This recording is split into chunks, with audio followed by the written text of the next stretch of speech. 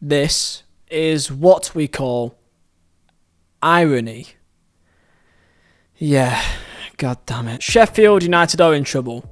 Just like Luton and just like Burnley, and I guess you can also throw in Bournemouth. This video is involving Sheffield United, of course, but it kind of is more to talk about the gulf between the Championship and the Premier League. However, we will delve into Sheffield United because at least there is some method to the chaos over there. There's some reasons to explain what's going on as we currently stand, 8 games played, 1 point. That is 1 point from a total 24. If they keep this form up, then they will end the year with 4 points if you're lucky. Now, of course, that is not going to happen, and they will get their 3 points eventually. Just probably not in the next 2 games. Tell me down below your thoughts on Sheffield United and really just the Premier League and the Championship in general. Yeah, I'm already hitting the it is what it is stage. You know, like, I don't mind anymore. If we go down, we go down. I like the Championship anyway, and yes, I know I am coping very hard. Tell me your thoughts down below in the comments. I hope you guys did enjoy. Thank you all for the insane love, and let's use the code BLADES for 15% off mazzoladesigns.co.uk, and I can't believe they lost 8-0. 8-0! Wow. So what's happened at Sheffield United? Well, let's talk about the 8-0 just for a little bit. As full-time rang at Bramall Lane, the waves of empty seats were already showing. In their heaviest defeat in league football in their entire history, it really was as bad as it can get, as they were devoid of any ideas or really any character, and I don't even think Sheffield United fans would even blame me, but they were an embarrassment that day. The worst part is, you kind of feel like they could have scored more than 8. Even in the dark days of that awful 2020-21 year, you never saw it get that bad. And don't forget, this is the same Sheffield United that had 2 points by January. The Blades lost 29 times during that campaign, and they will get 3 points on the board. They will get a win eventually. It's fair to say that it's not looking good in terms of the survival hopes. Neither does it look good for either Luton, Burnley, and you can maybe throw into the mix as well Bournemouth. It looks like it'll be a fight between the 4 scum to the eyes of the elite of the Premier League that just looks down on teams like Burnley and Bournemouth and Sheffield United, and most especially Luton. Everyone is laughing at us. Everyone thinks that what are we doing here? And the reality is, I guarantee that most clubs will do the exact same. Even Leicester, because Leicester went down in the first place with a better team than what they have right now. However, it's not been completely disastrous and really unfortunate for Sheffield United. I mean, we can't forget the 2-1 loss away at White Hart Lane, or the Tottenham Hotspur Stadium, whatever they call it now. It was very unfortunate. They could have ideally got 3 points away, and it felt like that could be a moment that people could examine and look back on further on in a year and think that could be the moment that it could have almost sealed their fate before it even began. They have faced some, reasonably tricky sides, but in the Premier League, almost every game is tricky other than 5 or 6, and the games that they have played that have been winnable games, in Everton at home they drew, or Forest away they lost, and I guess you could also say Palace at home they lost too. Even in their pre-season it looked pretty sketchy, as they lost to Stuttgart at home and final pre-season game in comfortable fashion. They beat Derby but lost to Girona and lost in a very concerning game away to Rotherham. Before the window even closed, it looked like the season already was ended before it even began, as 2 of their key players in the Championship that helped them get up in the first place in Sanderberg and, most importantly, Iliman Ndiaye, both got sold to Burnley and Marseille respectively. The Iliman Ndiaye makes some sort of sense as he is a Marseille fan, and you can understand going to Marseille, but selling Sanderberg to Burnley, who is a literal direct rival, and it wasn't for an insane amount of money of 15 mil. It's a good amount, but not like extraordinary. To many people on the outside and within the fan base, it looks like they were already selling their assets before they even got going. However, to be fair to them, they did seem to bounce back and sign some decent players after the fact, signing Vinicius Sosa from La Liga, and the most important 2 signings in Gustavo Hamer, who I believe is a fantastic player, and Cameron Archer, manager who can definitely show promise. Selling Berger and bringing in Hamer is a decent swap, and it depends on what they want, but it's probably an improvement. And Cameron Archer for Ilman Njai, all in all, it looked like they maybe stood a chance. In what was a confused summer, they had to start off well, and that's not what they did, in losing to Palace and Nottingham Forest pretty early on. With only 1 point in the first 8 games, they've now got in the next 2 games, United at home and Arsenal away. However, don't write off the fact they could get something against United. It kind of feels like that's possible. The main issue with Sheffield United is the fact that they are similar to an old Sean Dyche Burnley team. Is they are thought to be a well-structured, resilient side, structured side that should be relatively decent defensively and may not be the best attacking wise, but will aim to hit you at set pieces and corners with their physicality,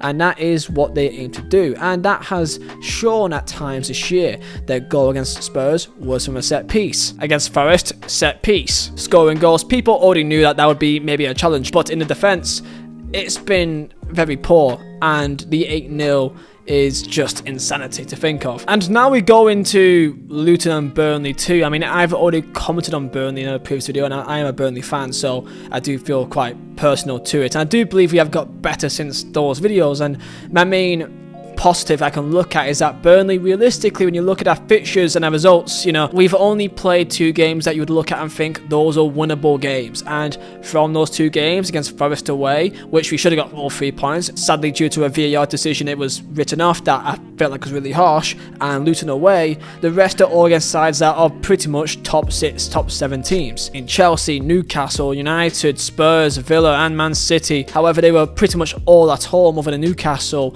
You should expect better, and the worst part is we've been destroyed at home in a similar way to Sheffield United. That felt quite embarrassing in Tottenham and Chelsea just today. Villa was also embarrassing too, and defensively we've not been good enough whatsoever, and it feels like we've been a bit naive in terms of how we play against top sides. However, my only hope is the fact that when we play against teams that are more on our level playing field, we may stand a chance. For Burnley, we've got Brentford, Bournemouth and also Palace in the next 3 games. Those are winnable games, and after those 3 games I will come back to you and tell you my thoughts on the team, because those 3 games will be the time for judgment. And similar for Sheffield United too. Despite playing Everton and Forest, they have got some easier fixtures after Arsenal and United. Wolves are home, Brighton away is tough, but Bournemouth at home and Burnley away. In those games you could feel like they have a chance, and by the end of Burnley away, if they only collect a maximum of 3 or 4 points, then that could be a very tough time for them. And what about Luton? Well, every single person knew that Luton would be having a very tough time this year, and there's absolutely no disrespect and no shame in them finding it hard. They should find it hard. Everyone is spending 50 times more than them. They've got a team that, for a lot of people, even as a championship fans, would say probably is a championship team, but is coached very well with a fantastic philosophy and club environment that lifts it up to an unbelievable level. Robert Edwards, even when he said in his press conference, said it's like a different sport when comparing playing championship football to the Premier League, saying everyone is way better.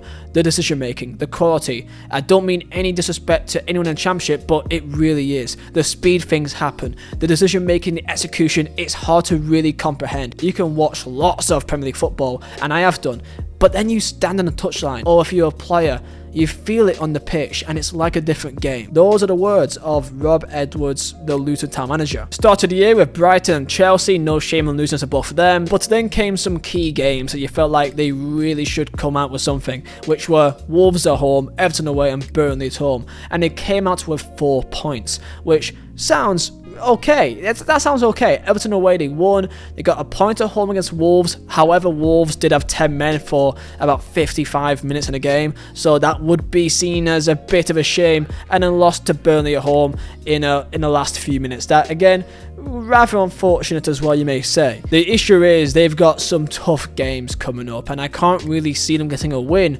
until mid-December when they play Bournemouth away and then they play Sheffield United on Boxing Day. Some might choose to point the finger at the promoter teams and saying that they simply aren't good enough, or that they should be doing better and that they're naive.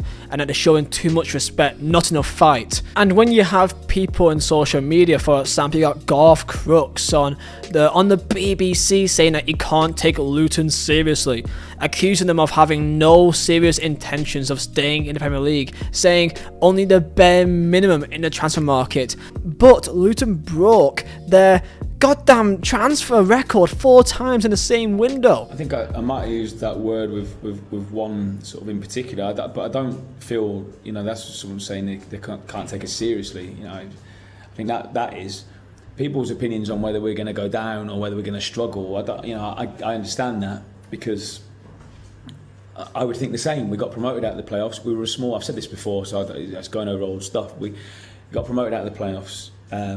Most teams that do are favourites to go down, and we were a small club in the Championship with a small budget in the Championship. So you go into this league now, which is the most difficult in the world, we're going to be favourites to go down. So I don't find that disrespectful at all. I just think, that's just how it is. That's fine.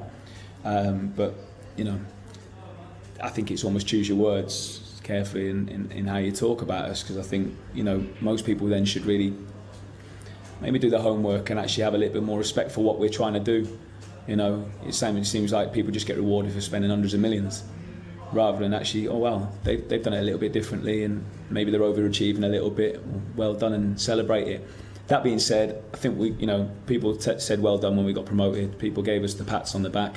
Now we're in the Premier League, we get judged as a Premier League team, and those standards are certainly higher now. So that's up to us as well to show people we can compete. Burnley have spent big money, and Sheffield United also spent some good money too, but nowhere near as much in comparison to most Premier League clubs. And Luton is just, well, what do you expect? Some may say that Luton are buying a team that, if they do go down, which is quite likely, then they've got a fantastic team in the Championship to hopefully bounce straight back up. Signing Ryan Gills, from Wolves, good signing.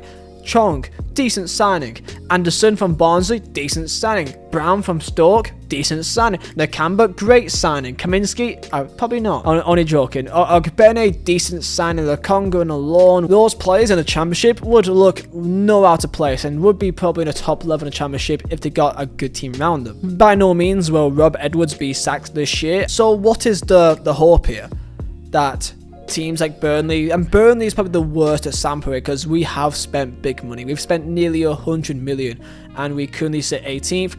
Of course, with a win, that can push us up to, well, right now 17th to be fair, but that would put us in a pack of Brentford, Everton and Wolves in 14th place. And one win is all it takes to change the mentality of a football club, and with Brentford up next for Burnley, you can maybe say that we stand a chance. Kind of glad there's an international break. Going back to Sheffield United, of course, it's going to be a tough one for them. However, similar to us, they have a time to really show what they can do. But they have got a team there that when it comes to the perfect game, they can definitely win points with the physicality. With the set pieces, they can always be a threat no matter what happens. And they can defend for their lives, and they can be relatively decent as long as they're not playing against Newcastle. Tell me your thoughts down below in the comments, and I'll see you guys next time. Peace out.